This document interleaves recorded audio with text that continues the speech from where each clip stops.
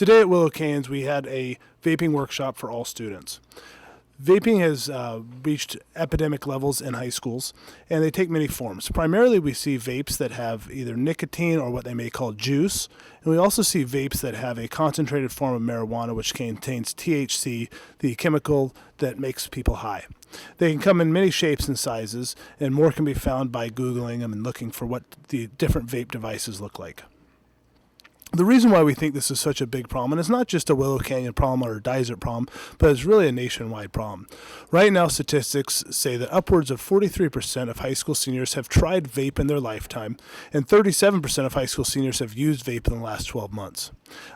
Statistics also show that 32% of sophomores have used vape. They're even seeing this down in the middle schools. So like I said, it's not just a Willow Canyon problem, but it's a bigger problem. By comparison, in the early 2000s, 25% of U.S. adults smoked. This was after people started to learn that smoking kills people. At its peak, in the 60s, up to 40% of U.S. adults smoked. So at this point, we have more high school seniors who have tried vape than adults who smoked at its peak in the 60s. This certainly defines an epidemic.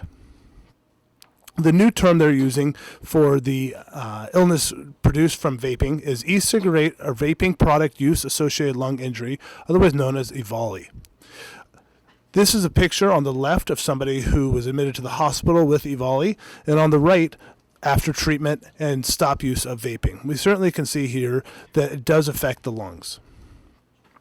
From the Centers for Disease Control and Prevention, just in the past 10 months, they have over 27 cases of people being hospitalized due to EVALI, and they have 60 confirmed deaths nationwide.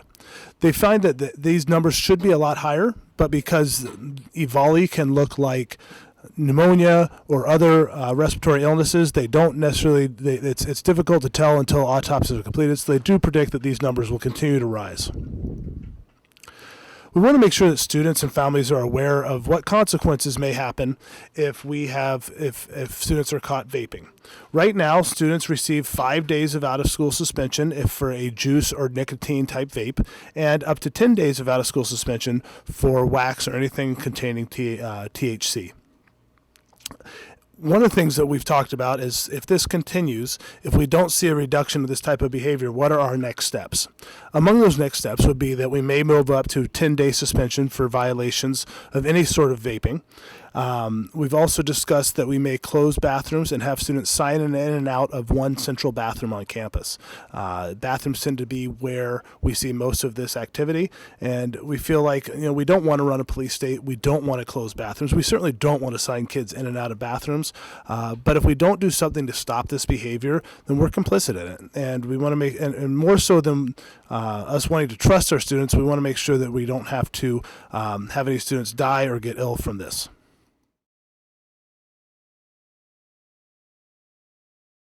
What we have pictured here is an actual surprise police department ticket that was issued to a student last year for being in possession of a vape.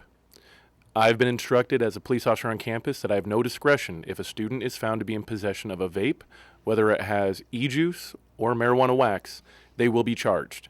If it is e-juice, the student will receive a citation with a court date. They'll have to go in front of a judge, and they'll receive their punishment, which could be a fine around $200 to $300, community service for a few hundred hours, or anything above and beyond that.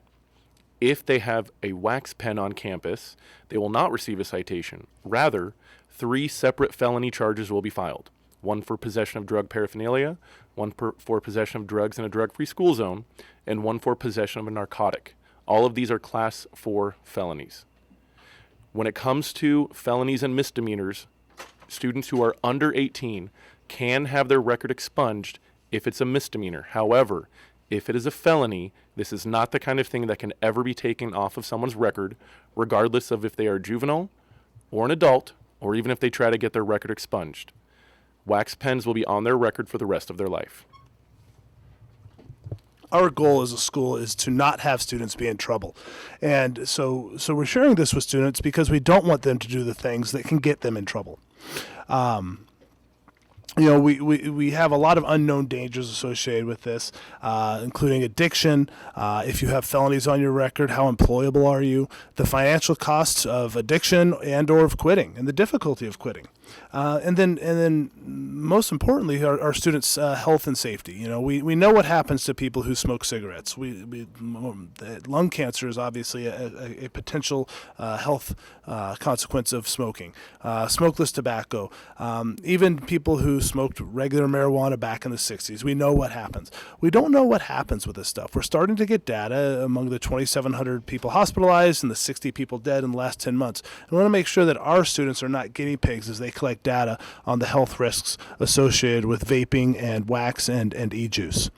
If anybody has any questions or if they need extra support with this, you're welcome to reach out to us here at Willow Canyon, Officer Williams here at Willow Canyon, and we're here to support and answer any questions anybody has. Appreciate your time.